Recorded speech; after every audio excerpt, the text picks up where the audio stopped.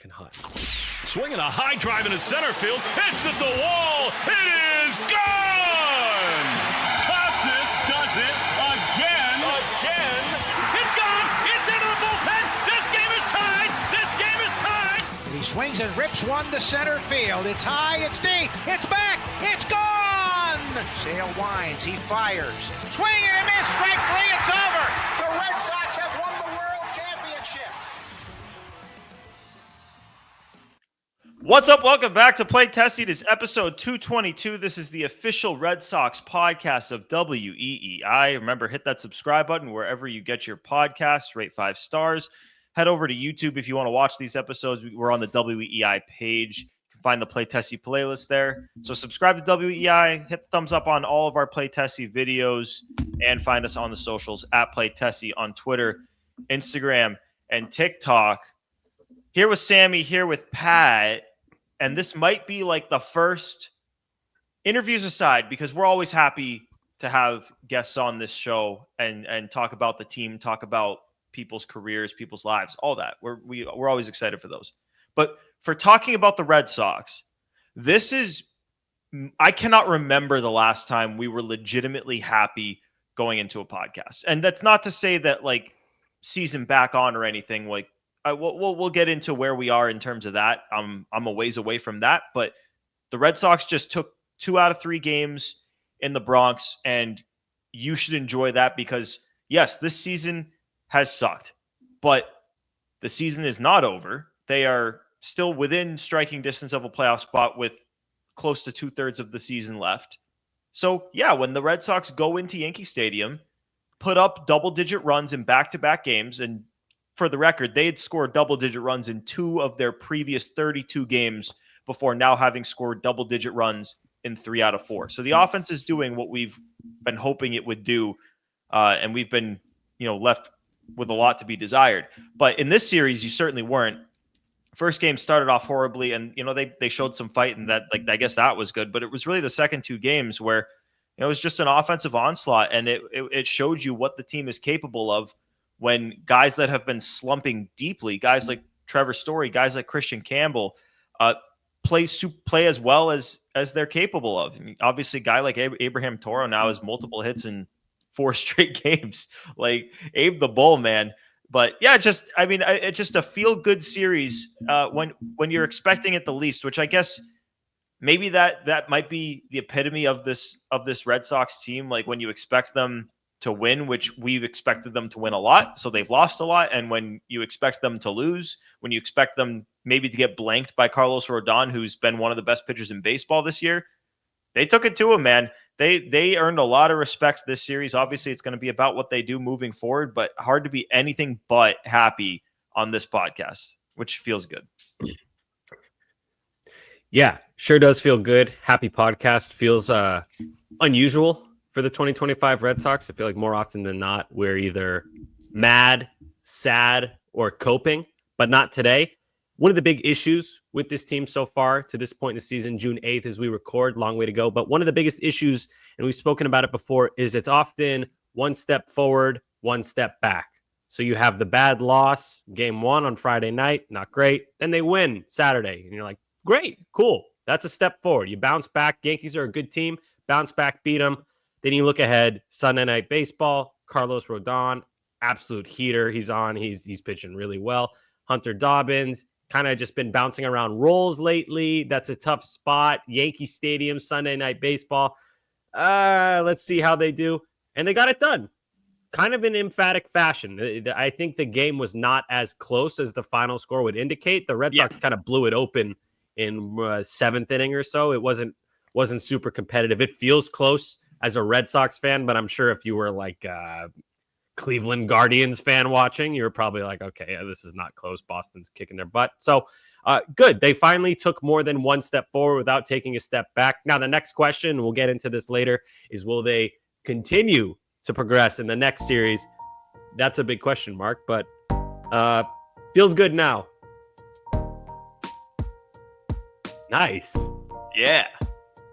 Yeah. I love how confused Pat is. This music makes me feel like I'm in like a coming of age movie, and I just achieved something that I had been trying to achieve for the whole movie, and now my life is looking up. Wow. Pat, how do you feel about the series? What the fuck was that? We got music now. We got music. Yeah, that was a big surprise. Yeah, we got a soundboard now. Oh, sweet. Yeah. No, I mean, it's 2 out of 3 at Yankee Stadium, and it wasn't like you played a bunch of slouches. You know what I mean? Like, you went up against Rodon, who's probably last month and a half, top 5-6 pitcher in the league. Like, he was on a legit tear. You beat the brakes off of him. The first 4 innings were not encouraging, and then everyone kind of saw him the second, third time through, and they turned the page and they kind of teed off on him. One teed off on the bullpen. Defense was really good today.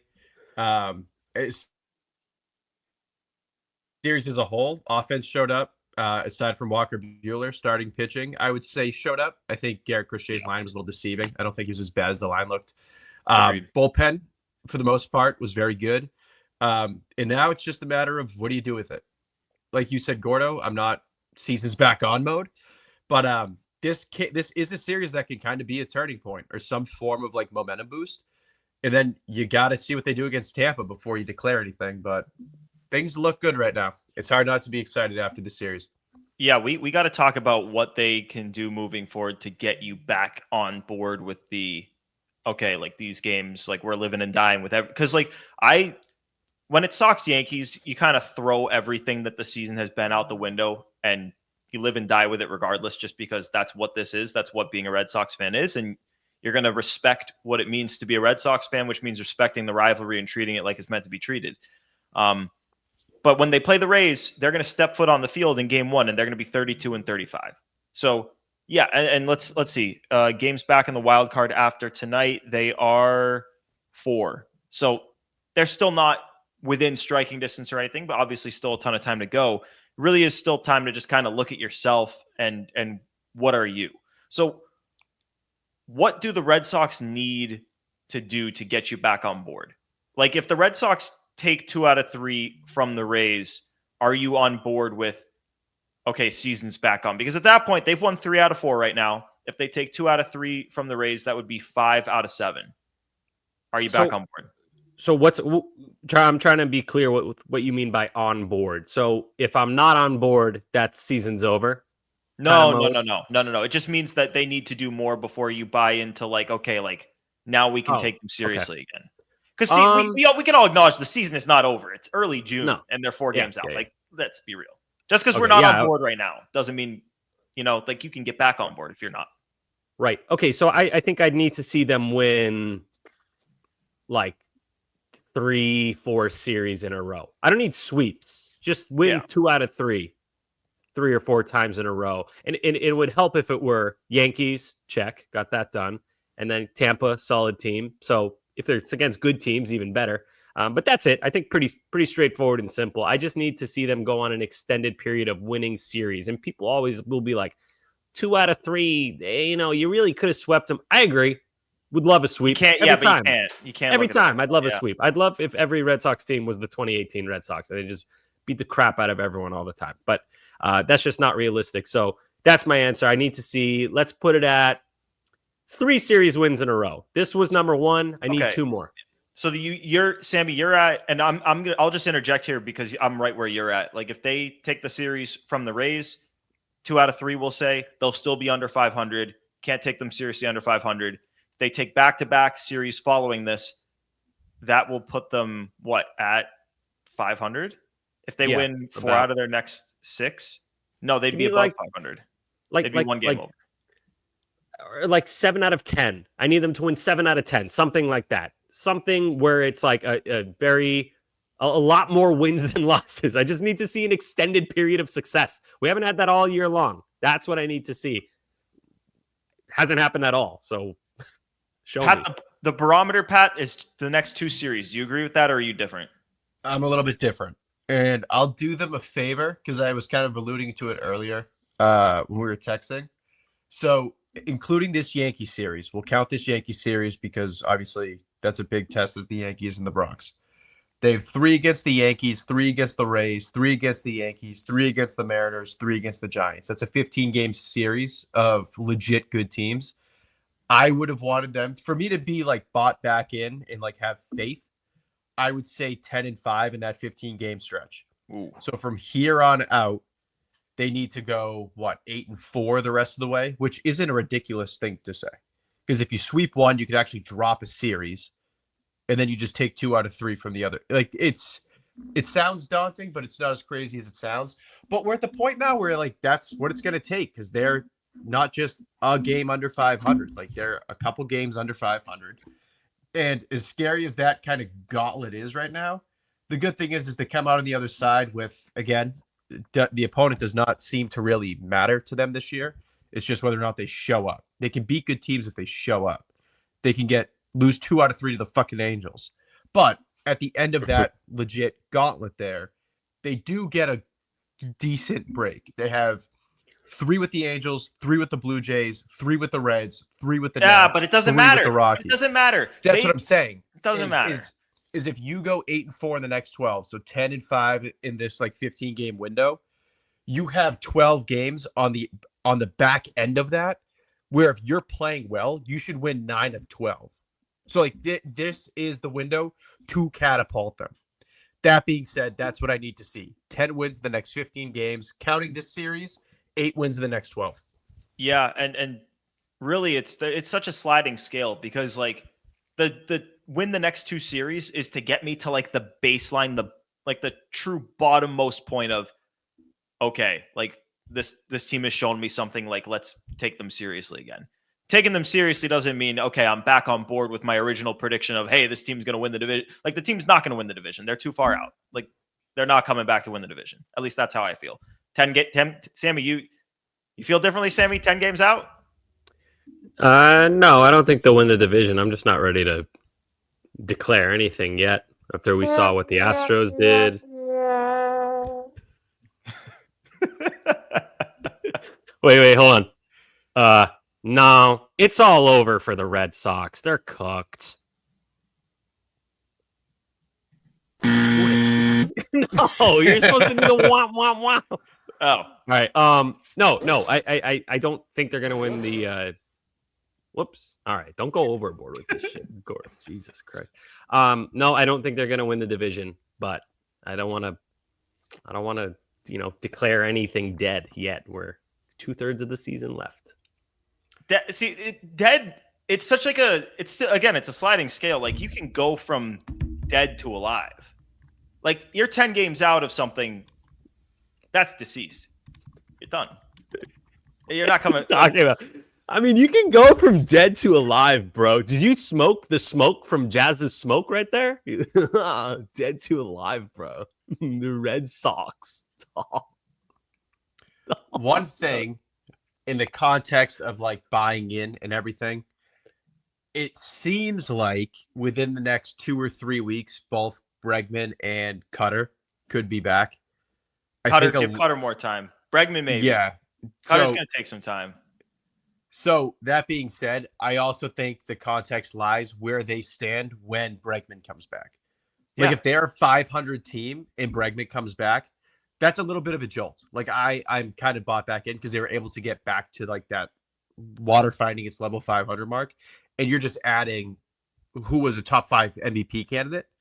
That being said, if like in the next 15 games, they're, 5-9, 5-10, and then you add Bregman in, it doesn't matter to me. They're dead in the water. Yeah. That's what made the Bregman injury so brutal when it happened. And like when it came out that it was a long-term thing, it's like, oh my God, like this team is scuffling right now. And now they have to go without the guy that really has been kind of the one bright spot that might be able to get you out of it. But I mean, you look at what some of these guys have been doing, like Trevor Story in the 2 wins, 5 for 9 with a homer. Christian Campbell in the 2 wins, 4 for 6 with a homer and 4 RBIs.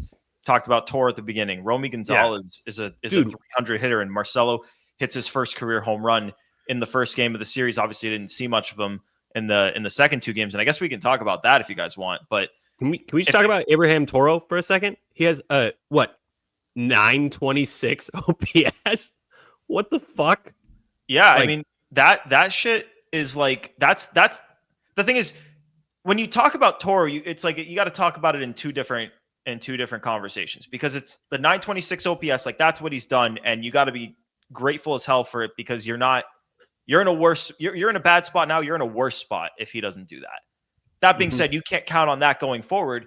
You just need to hope that he can keep it up as long as possible. And then you get Alex Bregman back. And if he's still producing that, like, yeah, you'll find at bats for him, but like he probably will not be doing this. And hopefully he just keeps it up for as long as possible. And you get a little bit closer to when Bregman's back and there's not this huge gap where nobody's producing, which I think with this offense, like that time is going to come again, but you just need them to hit like this. Like we talk about their starting pitching. It's been awful, but if the offense does this, you can sustain it. Before that pop quiz, what country is Abraham Toro from? Canada. Oh, I've got it. Canada. Yeah, I didn't know that. I found that out today. Yep, Canada. Yeah, it's Canada. Joe, can we cut Gordo off from the friggin' sound effects? This guy's going, every time there's a quiet pause, I'm like, all right, here comes the sound effect. Yeah, I need to be quick. It's funny how Gordo's trying to act like the producer of this podcast. Get his ass, Joe. You can hit the sounds too. You wanted first crack at it. No, I just wanted the ability to access. Nice. It's not first crack. I say this is Gordo's last crack at it, and Joe just takes it. I agree. I just see Gordo. I see Gordo looking down. Every time he looks down and doesn't do something, I know a sound effects is coming. Look at him, shit-eating grin. He's like, I've got the sound effects now. I'm Gore. He's like, when you okay, Gore. then. Well, I think Gordo, then you got to do all the editing, and you should do all the posting. You should stay up super late. Joe, go ahead, do that. It's not crazy that the guy in the lead chair of the podcast would have access to the soundboard. That's not crazy. Is it though? I give it to the producer. The producer can do it too. He has access. This is the equivalent of when you give like a 5-year-old a fucking drum set. Yeah. It just gets real obnoxious real fast. Gordo is just kicking the kick drum, hitting the snare, and just being a nuisance. Here it comes. Gordo, you should just He's doing the face. He's gonna do it. Listen, I could be looking at Baseball Reference. I could be listening. I could be looking at Savant. I'm just saying, Gordo, listen to the next time I produce a radio show. Like, we got a full show on the off day this upcoming Thursday. Listen to me and how I produce that, and you'll understand what to do. Joe called me a nerd on the radio. I have not once told you to not do it. Hit the damn buttons. Do it. They're right in front of your face. I'm sorry. I got to keep track of the timesheet and give you guys time checks. Brother, this guy stinks. Okay, no, that's a great use. That's a great use. That was a good use of it. You dunked on yourself, Gordo. Good for you. All right.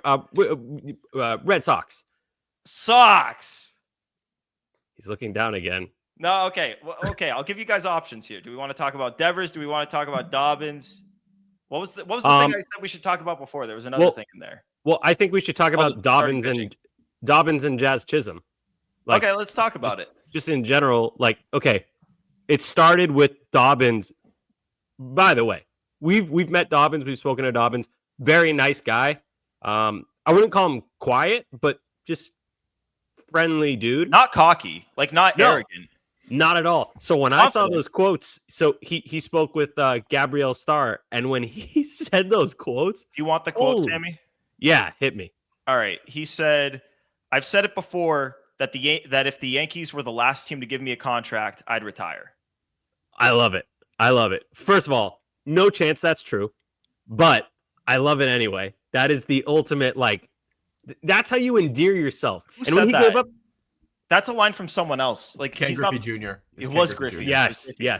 Yeah, Ken Griffey Jr. But it's just sick. And he wasn't great tonight as we record on Sunday Night Baseball. Gave up the 2-run shot to Judge in the first inning, whatever. But he kept him in the game. 5 innings, 3 earned runs. Not his best start ever. He'll have better starts than that. But I think kind of, sort of backed it up. He didn't get punked is the good thing. He didn't get punked. It looked like he might have in the first inning. Kind of got scared because, I personally, from my personal Twitter account, was talking a whole lot of shit all weekend long, even knowing that the Yankees are a better team to this point. But I love stuff like that. That's what makes the rivalry fun to me. More of that, if anything. You know who did get punked? Jazz Chisholm when he was mic'd up. They asked Jazz, what are your thoughts on Dobbins' comments? And he kind of like gives like a shit-eating grin and smirks. And before he can open his big stupid mouth, he gets a ground ball and promptly throws it to the 8th row behind the dugout. And then just comes back to it like he made, like he just didn't botch a ground ball. He's like, my bad. Yeah. Talks about anime. Yankees are like a premier franchise. They wouldn't even be, it's not even realistic. They'd be the only team to offer you a job. I gotta take. I don't like Jazz. I don't think any of us like Jazz. The bum.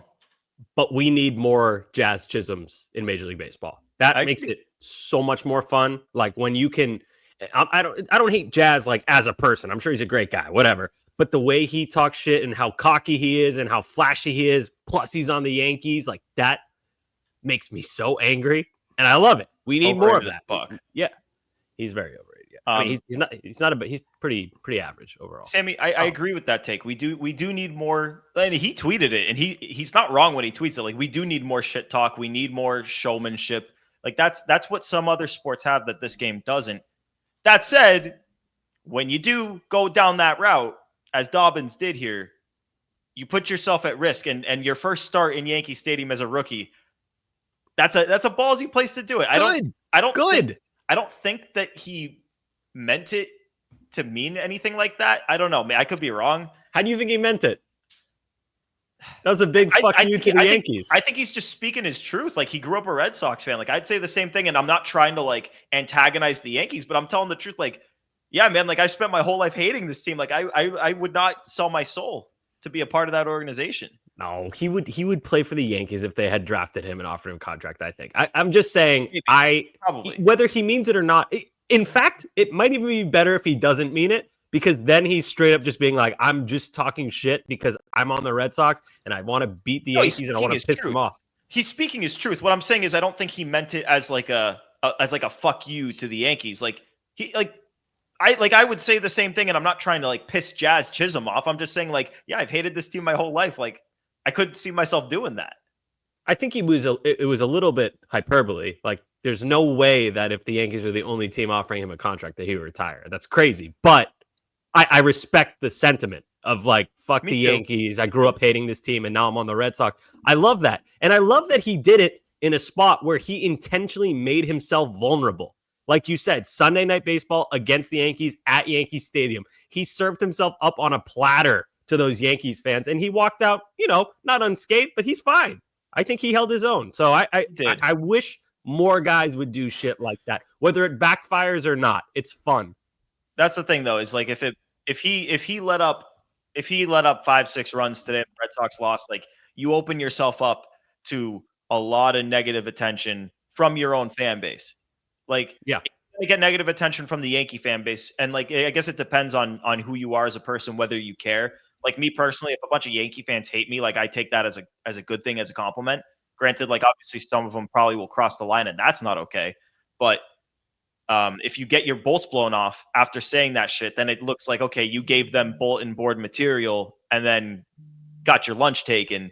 So that's not good. But he didn't. It was weird. He didn't strike a single guy out. He also didn't walk anybody. Granted, like, I care, when we're looking at the past, I care about the results. Looking forward to the future, that's not going to be a good recipe for success, and he's going to get hit if that continues. But Sunday Night Baseball, you're playing the Yankees. You went 5 innings, 3 runs. The Red Sox won the game. Hats off to Hunter Dobbins for that. Backing it up. I'll give him credit. He backed it up. Result, he backed it, and they won the game. Mm-hmm. Yeah, he did what not a lot of Sox starting pitchers have done lately, and that is go 5 innings. So he did that while talking shit. He kept them in it. He got by Judge. Everybody's going to get got by Judge. It happens. But no, he went out there, talked to shit. He held his own. He wasn't superb. He didn't dominate, but he kept him in the game, and they won that game after he talked shit. So good on Hunter Dobbins. Good for you. Yankees lose. There you go. That was good. That was good. But Pat, you brought up the starting pitch, and let's talk about the rest of that, because it hasn't been good.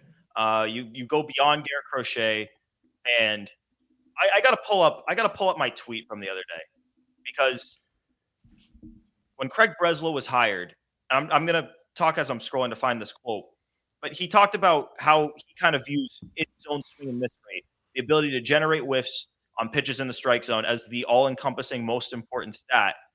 Because if you can generate swings and misses in the zone, and here's the quote: "The ability to generate swings and misses in the strike zone is the time-tested, foolproof recipe for success. In a perfect world, we have a host of pitchers who can generate swings and misses in the strike zone." And the reason he believes that is because if you can get swings and misses in the strike zone, then you can attack guys. You're not going to walk as many guys, and you're not going to be as reliant on your defense to make plays behind you, because you're getting swings and misses. You're getting strikeouts. Simply put, again, he's right. That is, if you get swings and misses in the strike zone, like, you can look at the leaderboards for those stats, and it's all really good pitchers at the top of the leaderboards. The issue I have is that outside of Garrett Crochet, none of the Red Sox starting pitchers do it well. Crochet this was actually before, the stat I have was before his start, so it's probably changed a little bit. But going into Saturday, Crochet was 8th in baseball. Hunter Dobbins was 106th. Walker Buehler was 126th.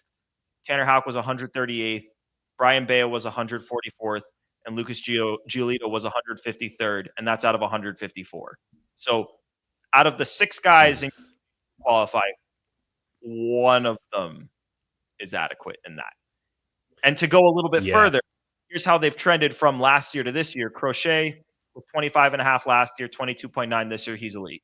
Buehler, 12.3% last year when he was one of the worst pitchers in baseball. He's at 12.5% this year, basically the same. Tanner Houck, all-star last year, 14.1%, down to 11.5%. Bayo, who had a great second half last year, 16.8%, down to 10.9% this year. That's a huge drop-off. Jesus. Giolito, the worst one of all, in 2023, where he had a good first half, awful second half, 18.8% swing and misses in the strike zone.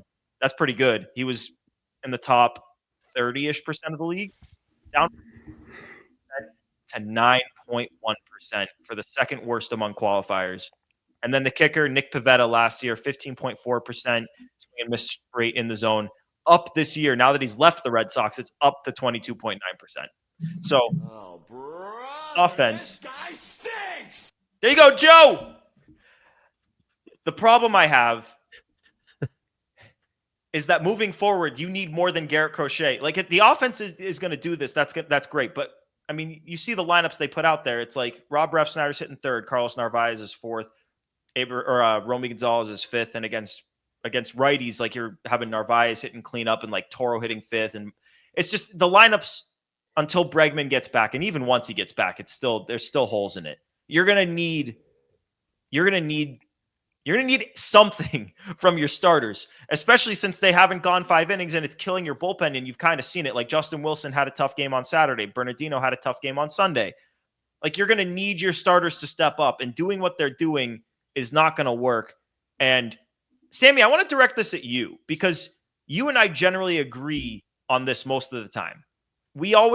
You blame the players first for the performance on the field. The players are the first to blame. But when you see a trend like this, how much of the finger pointing in your eyes goes from the players to this infrastructure, to the Andrew Baileys of the Red Sox organization that, I shouldn't say we, because I don't think this podcast did it prematurely, but a lot of the Red Sox fan base anointed Andrew Bailey and that whole infrastructure kind of before it was proven. And now a lot of people are pointing the fingers at them, kind of figuring, oh shit, like, did we jump the gun a little bit here? How much of your finger pointing is going at the infrastructure, at the coaching staff versus the players? Yeah, well, first off, you are correct. We absolutely never, ever, none of us ever anointed Andrew Bailey anything. We had high hopes for him, thought he was a good hire and everything, like everyone else did. But I'll speak for myself. A million times I've said, this guy's a pitching coach. He's not a magician. So, do with that what you will. I'm actually less so looking at Andrew Bailey for that reason, because he's not a magician, more so looking at Craig Breslow. All those guys that you listed, Gordo, none of them at any point have ever been big strikeout guys other than Crochet. Like Bayo coming up through the minors, never been a strikeout guy. He was already on the roster, so whatever. Give Giolito some. Kind of, sort of, but not like a in-zone, like big, like blow you away kind of guy. Just not a little bit. Houck, even when he was cooking, he was kind of sort of he got a few strikeouts, but he's not like a big strikeout guy. None of those guys you look at and you're like, that's a strikeout pitcher. A lot of guys in the low minors right now, Peyton Tolley, Clark, early in the higher minors, like guys who look like they'll be strikeout guys. So that's why I have a little bit of faith in the pitching infrastructure as a whole. But right now at the big league level, it's like, sure, I'd like to see a little bit better production out of the pitching staff that's in-house right now, but I mean, what do you expect Andrew Bailey? Like, look at Walker Buehler, for example. He was great for years with the Dodgers. He was a guy who was a strikeout guy, but he looked really bad last year. Like you said, Gordo, one of the worst pitchers statistically in Major League Baseball. And then he comes back this year. He just had major surgery. He's not old, but he's no spring chicken. And you just expect him to bounce back. And then people want to blame Andrew Bailey for this for not being a magician again. And I don't want to let Andrew Bailey off the hook. I think if you have one criticism with him, it's the game planning more than anything. That's the trends that kind of repeat themselves, but that's a different conversation, kind of.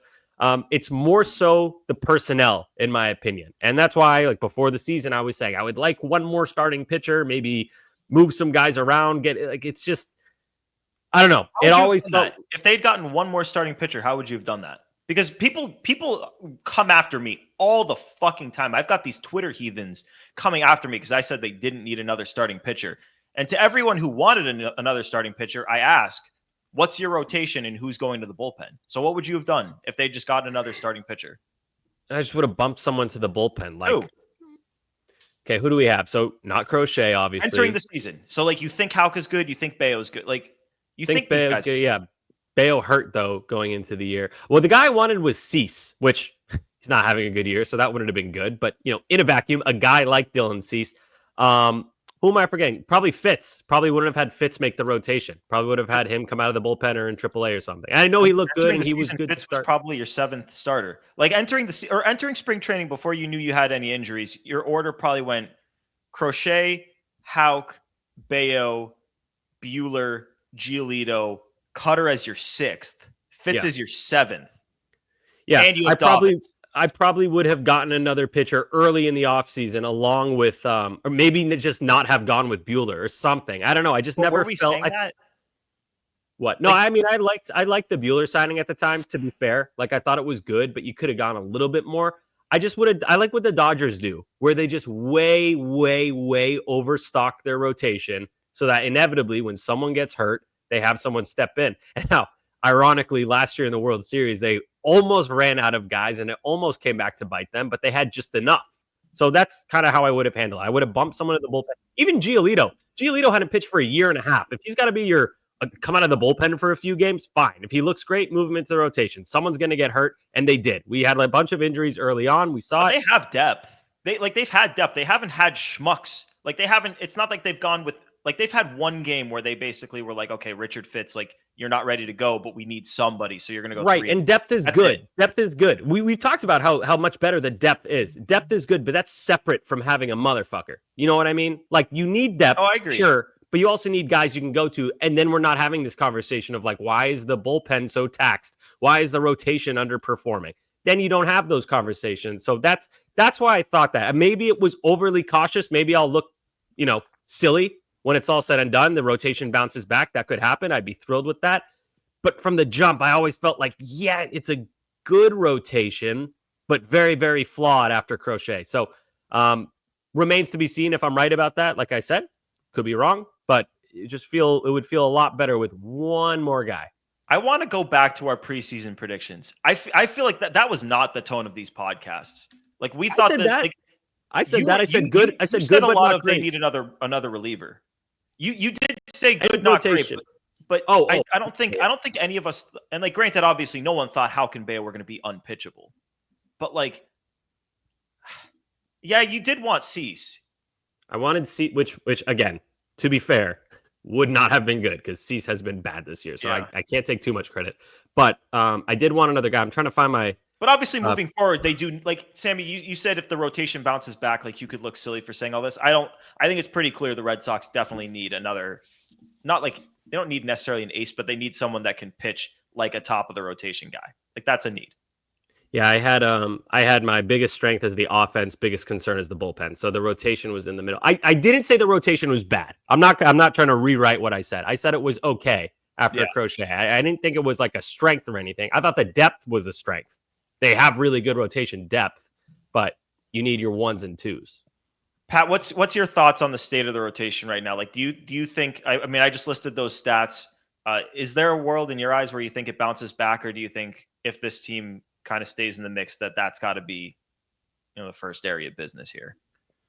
So I think overall, I think there is something wrong kind of with the philosophy, because they started off red hot last year because they started pitching backwards.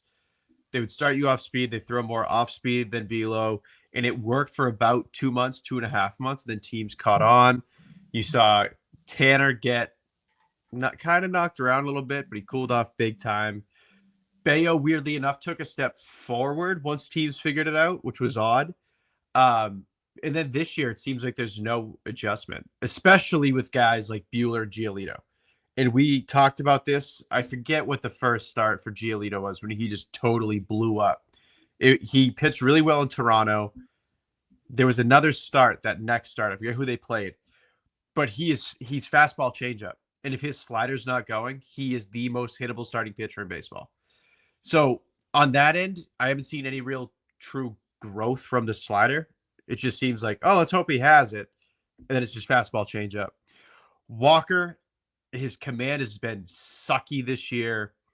His velo's been up and down. There's no form of consistency with those two.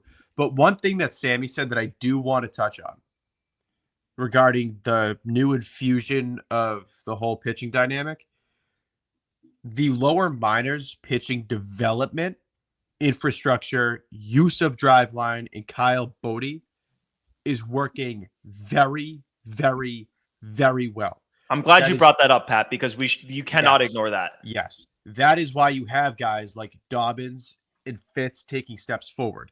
That is why you have guys like Connolly Early, Peyton Tolley, Juan Valera, Brandon Clark. Like those four guys looking like legit MLB rotation pieces. That is because of a separate entity from Andrew Bailey. The Major League rotation is not good. The philosophy is not good. But I'm not here to say it's not good because Andrew Bailey doesn't know how to do his job. No. You signed the statistically worst pitcher in baseball for 2023. You signed the statistically worst pitcher in baseball in 2024. And you banked on a guy in Tanner Houck who really had his first decent season as a full-time starter. And you banked on Brian Bayo, who somehow, speaking of magician, his changeup vanished. That thing doesn't exist anymore. So a lot of it's personnel, which is on Craig.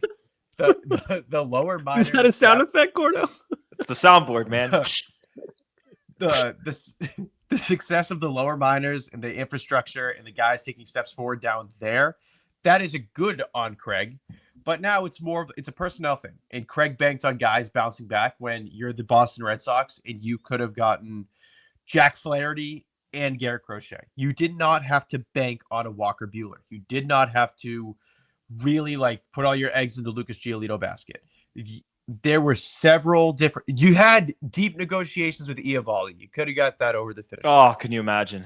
Too many bounce back, relying on guys to bounce back. Buehler, Giolito, Hendricks in the bullpen. It feels like so. My thing, and this is something I've come to kind of think of and realize over the last week or so, is that we used to get really genuinely pissed off when Heim would bank on bounce back guys or upside guys for the lineup.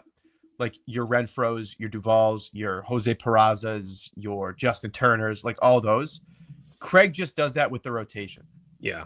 You don't need the gambles. You don't need the lottery tickets. You don't need to look like a genius. You need sure things. And the only sure thing right now is that Garrett Crochet is a fucking horse. Pat, real quick. Two things. First of all, I want to give a shout out to Justin Willard, who's the director of pitching in the Red Sox organization. Yep. He deserves some love for this. And second, here's the way I viewed the rotation, or guys in particular, Buehler and Giolito. The way I thought of it, and I was wrong about this. This is a bad take I had that I want to bring up. I looked at it as if Okay, you have Crochet, that's your number one. Houck, maybe he regresses a little bit, but he's your number 2 starter. And then you have Walker Buehler and Lucas Giolito. You only need one of those guys to bounce back, and that's your number 3. And then you fill out the last 2. Well, and then I was gonna say you fill out the last 2 spots with Bayo, and then you have like Dobbins, Fitz, blah blah blah. That Cutter. Maybe I took for granted how great it is to have a guy like Luis Castillo, who I was saying, no, don't trade for him. He's regressing. He's still really good, but he's regressing. Maybe that reliability is something the Red Sox should look more into or be more enamored with rather than all these upside plays. Like I love the upside of Lucas Giolito, Walker Buehler, Liam Hendricks in the bullpen, all guys with huge upside. We've seen it. We've seen how good those guys can be, but it's 2025. Giolito hasn't been good for almost 2 years now. Buehler just had major surgery. Hendricks hasn't been good for 3-ish years.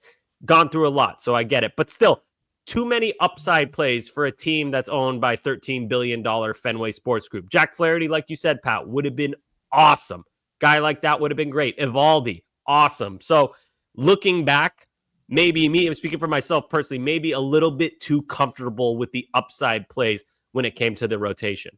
Well, here's the thing with the upside plays is there are some organizations, and let's talk about the Dodgers there, that have proven track records of turning guys' careers around, taking guys, coming off down years and jump-starting them back to life. You fucking jump-start their hearts.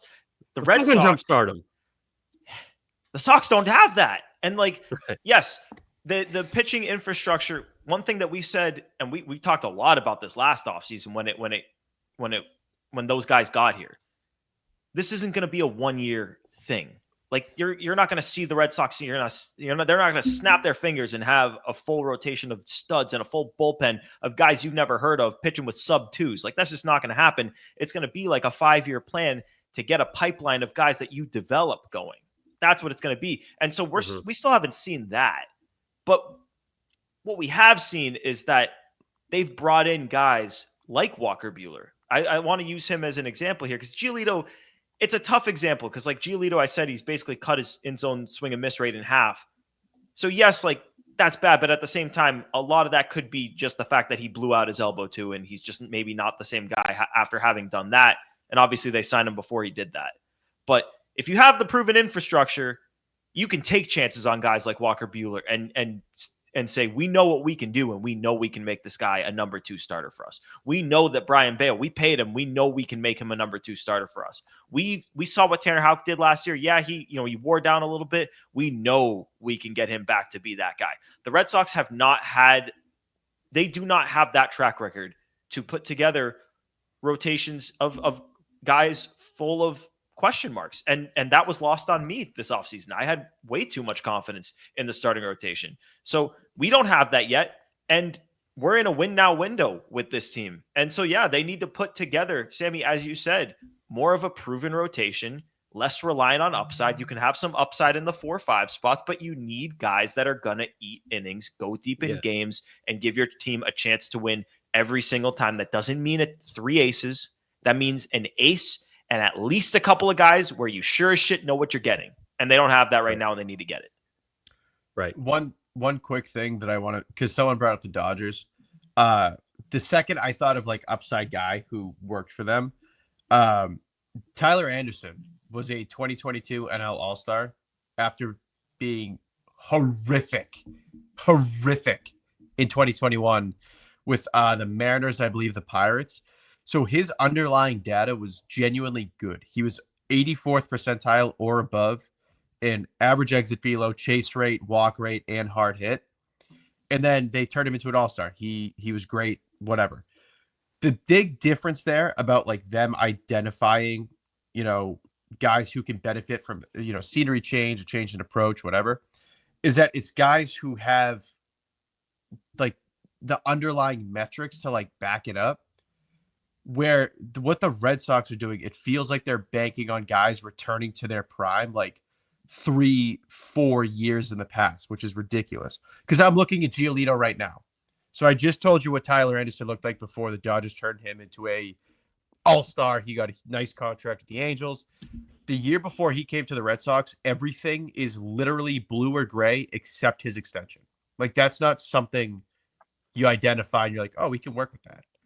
Well, And, they're like, looking at the old Lucas Giolito. Same thing with Gordo. Like, I was going to say you're actually right. I was saying Lucas Giolito never been a strikeout guy. He was, but it was 5 years ago. So he hasn't been a strikeout guy in years. He did used to be. You're right about that.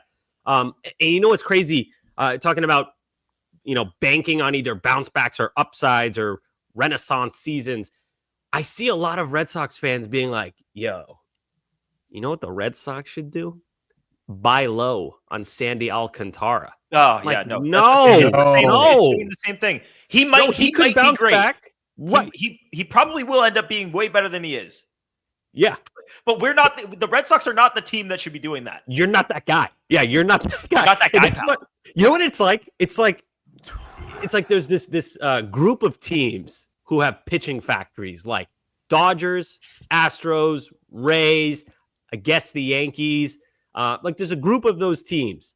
And the Red Sox, it's like they almost like talk themselves into that group. Yeah. Without doing it. People are like Red Sox pitching factory, baby. The pitching factory, the Bailey Lab. Yeah, Milwaukee too. But like you don't have that. You're the Red Sox. You're a hitting factory. The Red Sox churn out elite bats like fucking crazy. Sure, but like they have a long track record of that. When they bring up a guy like Marcelo Meyer, you're like, all right, this guy, he's gonna hit. Maybe take him some time, but this guy's gonna hit. Roman Anthony, he'll hit. Christian Campbell already hitting a little bit. Like, yeah, you've earned that. But pitching wise, like, come on, they haven't earned it. You're right. They gotta see it. They talk themselves into that group.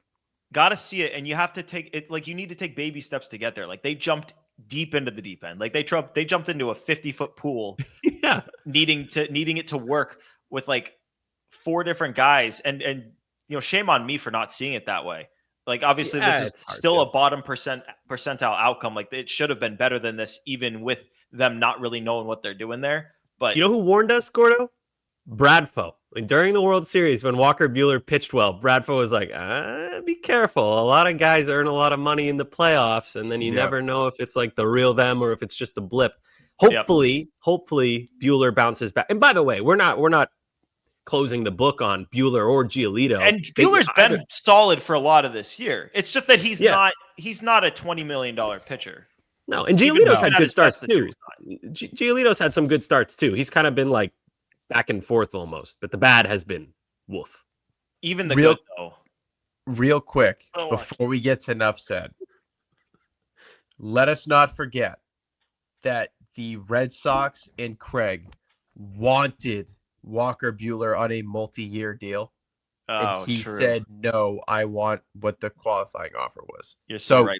Shout out Walker. And then one other thing that I feel like is not talked about enough because it's not going to happen, I don't think. So I believe the clause is if Giolito doesn't throw over 130 innings, I think it's 140. Red Sox, 140 innings, which he almost surely won't pass. The Sox have a $14 million option to pick up for him. They won't pick that up. That is dirt cheap for a rotation piece, and they will not pick it up. Yeah. Which is nuts. It just goes to show you how bad he's been. And shout out Lucas. Great guy. Just not what the Red Sox need right now. He's admitted himself. He said, I need to figure it the fuck out. Like, this isn't, we're not being jerks or anything. Like, it is. He wants to be better. 2026 club option becomes a $19 million mutual option with 140 innings pitched in 2025 with a $1.5 million buyout. So that's the clause. He gets $1.5 million buyout essentially if he hits 140 innings, which he will not get. Damn, what a rough life being a Major League Baseball player is. Yep. Any enough said? Yes. Let's hear it, Sammy. I have a business idea for ESPN. Alternate broadcast on Sunday Night Baseball anytime the Yankees are involved in the game, called the Gluck Gluck 9000 broadcast, where they just ball wash Aaron Judge the entire ball game because that 9th inning with the Yankees getting pummeled. That is the broadcast. Why is that? Oh my God, dude. That's the broadcast we get. For the other people, for everyone else who doesn't want to hear Aaron Judge get a friggin' friggin' tongue bath by the You're saying the broadcast non-ball washing broadcast. Yes, Okay. yes. The guy's getting friggin' tongue bath all ninth inning. His team's getting pummeled. He hits a 2-run homer to make it a 4-run game with 2 outs left to go. Fantastic. Like, that was nauseating. And normally with Judge and like Ohtani, when they glaze him, I'm like, they deserve it. But the timing of that one, Carl Ravitch was like, oh, he might be the best right-handed hitter ever. Wow. And the Red Sox win by 4 runs. Fuck off. That was annoying. And everyone hated it. I saw even Yankees fans being like, stop it. We're getting crushed by freaking Boston. Stop talking about it. No, so nobody liked it. Please, alternate broadcast, the Gluck Gluck 9000 cast. Shouldn't it be like the desert cast? Because there's no Gluck Gluck on that cast. Right? What? There's no ball washing on the other broadcast. Am I? What?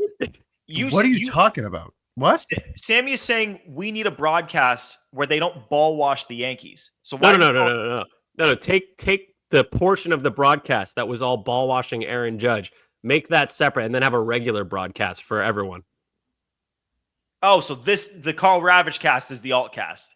Yeah, it could be his broadcast. It could be him, Okay. the Ravi cast. Woo! Yay! Okay, so I like for the record, I like Carl Ravitch. I think he does good stuff. But that was annoying. That was very annoying. We get it. He's good. He's good.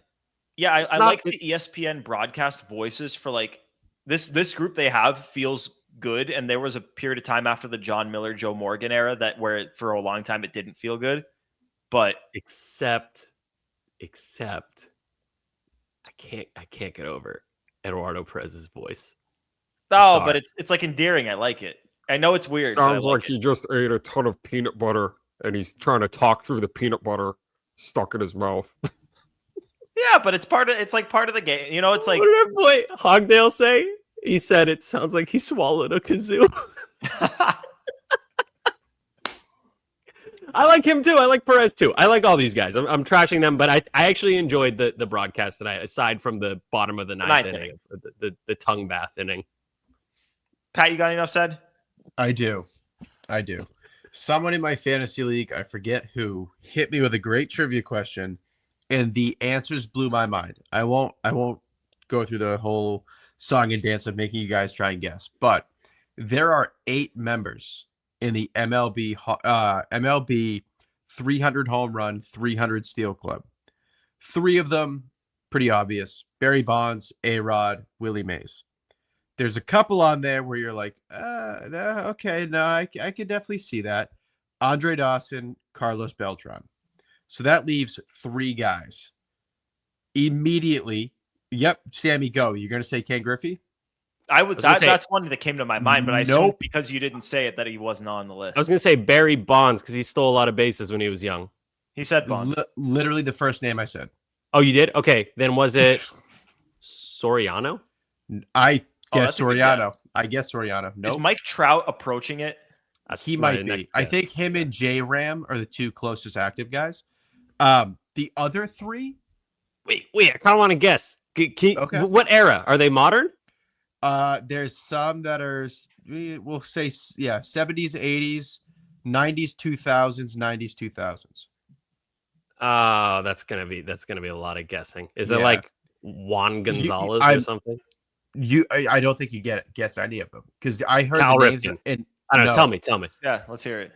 Bobby Bonds, What? Steve Finley. Okay. This one blew my dick off. Ooh, ouch.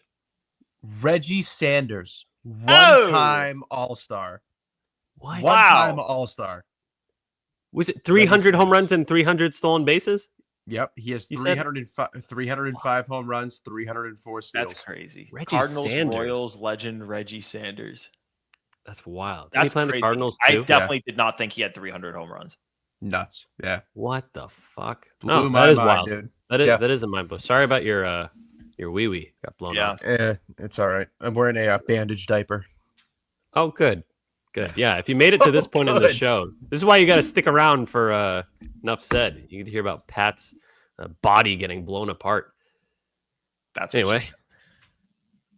My enough said. Just shout out. We did not have to see Dining Playbook one time in this series, and I was trying to figure what do I dislike more, Dining Playbook or Jazz Chisholm in his stands.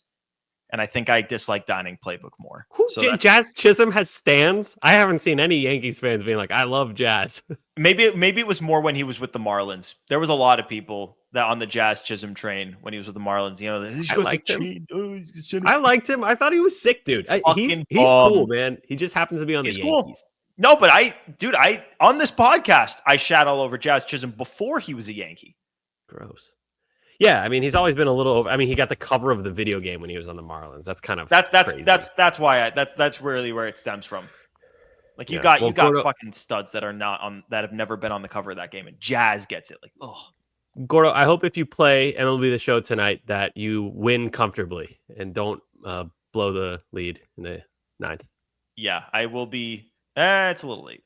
Maybe I will. I'll figure. No, you got work tomorrow. Go to bed, dude. Go to bed. I'm going to bed. I should go to bed. It's a smart decision. I gotta wake up at 6 with Pat. Pat and I are 6 a.m. early risers. Yeah, let's wrap this thing up. Get you guys to bed. Appreciate you all tuning in for episode 222. Play Tessie. Finally, a happy podcast, a good podcast. Had some productive conversations about the rotation. Doesn't mean we were being negative. It's just, that's the state of the team right now. We're trying to get this team on the rails, and a series win against the Yankees is a good start towards that. Obviously, that can all go away if they get swept by the Rays or something, but let's keep it going. Win 2 out of 3 against the Rays. But yeah, appreciate you tuning in, and remember, subscribe wherever you get your podcast, rate 5 stars, find us on WEI's YouTube channel, subscribe there, and yeah, find us on the socials at Play Tessie on Twitter, Instagram, and TikTok. For Sammy, for Pat, for Joe producing, it's Gordo here for Play Tessie. Thanks for tuning in. Peace.